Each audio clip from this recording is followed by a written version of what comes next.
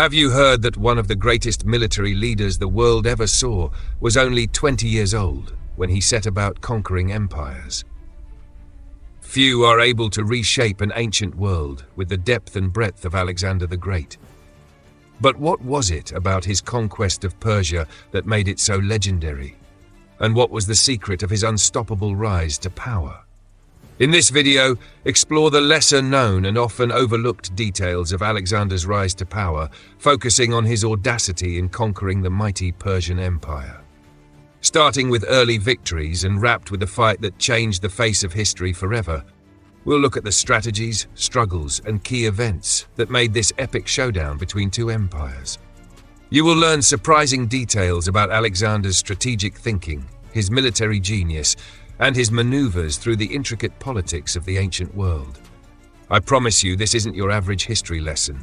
We have intrigue, we have drama, and we have a few plot twists along the way. Join us as we uncover the untold story of how a teenage monarch rose to become the sovereign of one of the world's greatest empires. Before we dive in, just a quick reminder. If you're passionate about stories filled with history, adventure, and grand ambitions, don't forget to subscribe to the WARLORD'S saga and click the bell so you never miss any of our latest adventures. Now, let's jump into the conquest of Persia.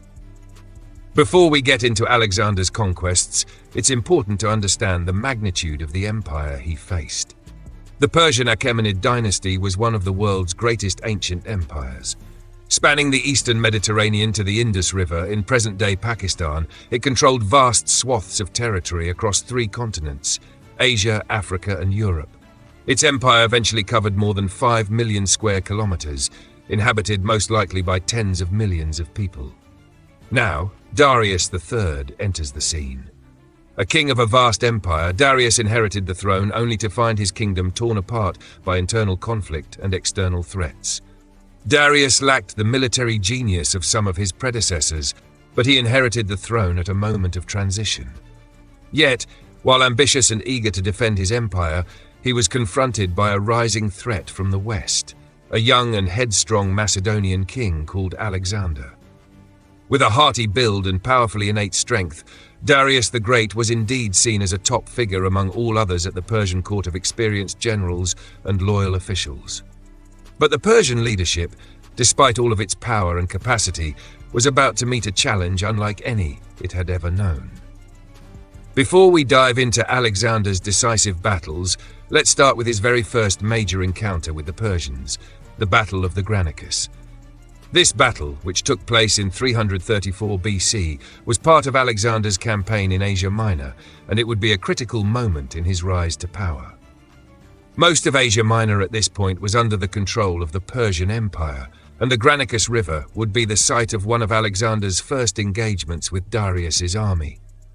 As Alexander's army neared the river, they encountered a defensive Persian position, intent on halting the Macedonian progress. The Persians, commanded by local satraps and generals, outnumbered the Greeks, but Alexander's army was smaller, swifter, and infinitely more disciplined. The battle began with Alexander fearlessly stepping up, leading the charge, crossing the river, and charging straight into the heart of the Persian troops. His innovative use of cavalry shattered the Persian lines, pushing them back in a way they hadn't anticipated. Despite being outnumbered, the Macedonians leveraged superior tactics and speed to outmaneuver the Persians at every turn. The battle was a decisive victory for Alexander, despite the Persians' attempts to hold their ground. Not only did his forces defeat the Persian army, but they also occupied vital cities along the coastline, gaining important footholds for the planned invasion to follow. The Battle of the Granicus was only the beginning, but it foreshadowed a brutal and unending war. Before we discuss Alexander's most legendary battles, we must first understand how these conflicts would determine the future of the Persian Empire. 3 pivotal battles would test his military genius and fearless leadership: the Battle of Issus, the Siege of Tyre, and the Battle of Gaugamela.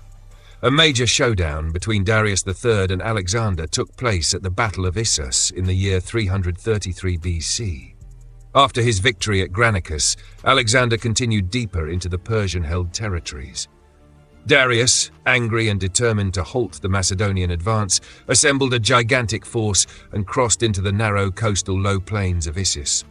Outnumbered 5-1, Alexander held the high ground and pushed the Persian forces into a bottleneck.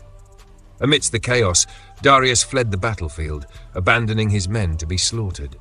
Persia suffered a crushing defeat, and Alexander's fearless challenge to Darius reinforced his image as an unstoppable force. Finally, the Battle of Gaugamela in 331 BC, the culmination of the war between Alexander and Darius, would mean the end for the Persian Empire. Intent on finishing Alexander's campaign for good, Darius gathered a massive army near the plains of Gaugamela. This would be a different kind of battle. It was a battle of wits, as Alexander used brilliant strategy to compensate for the numerical superiority of the Persians. He carried out a bold strategic assault, with beautiful timing, that broke the backs of the Persian lines. Once again, Darius fled, leaving his empire in disarray. This victory, more than any other, signaled the fall of the Persian Empire and the ascendance of Alexander to the lordship of the largest empire the world had yet known. Before we discuss the enduring legacy of Alexander's conquests, it's crucial to know how he secured his domination over the vast Persian domains. This made Alexander very quickly consolidate power over the newly acquired grounds, especially due to Darius, let alone the Persian military collapse. Not only did he conquer, he built himself, carefully as a king with military might and political astuteness.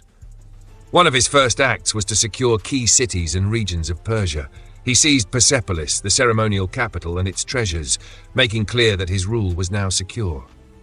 He appointed local satraps to rule over territories, but also made sure that these would be men loyal to him, keeping the administrative apparatus of the empire firmly in his hands. Simultaneously, he marketed himself as Darius's heir, even adopting some Persian practices and titles in some cases to win local elites over. All this was in addition to the political control Alexander sought to impose that included setting in place sweeping cultural and administrative reforms.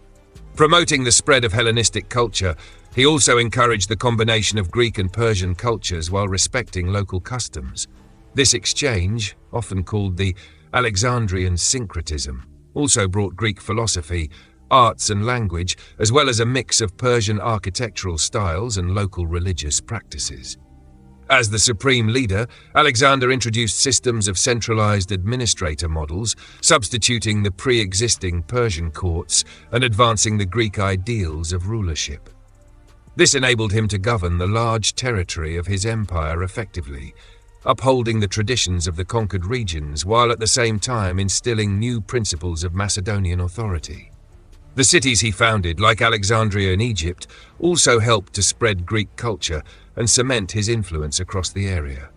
These cities would eventually emerge as centers of learning and culture that would outlast his mortal life. Before we conclude, let's take a moment to acknowledge the amazing legacy Alexander left behind. He did not conquer the Persian Empire, he transformed it. The blending of cultures by Alexander, his prospect of one empire as well as his military prowess, served to spread Hellenistic culture across 3 continents. Short-lived, his empire nonetheless set the groundwork for future civilizations and brought East and West closer together than ever before. Today, Alexander's name is still associated with ambition, strategy, and the pursuit of greatness.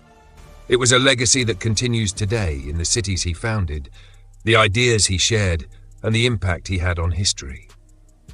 If you liked watching one of history's most amazing figures and want to see more stuff like this, remember to hit the like button and subscribe to the WARLORD'S saga.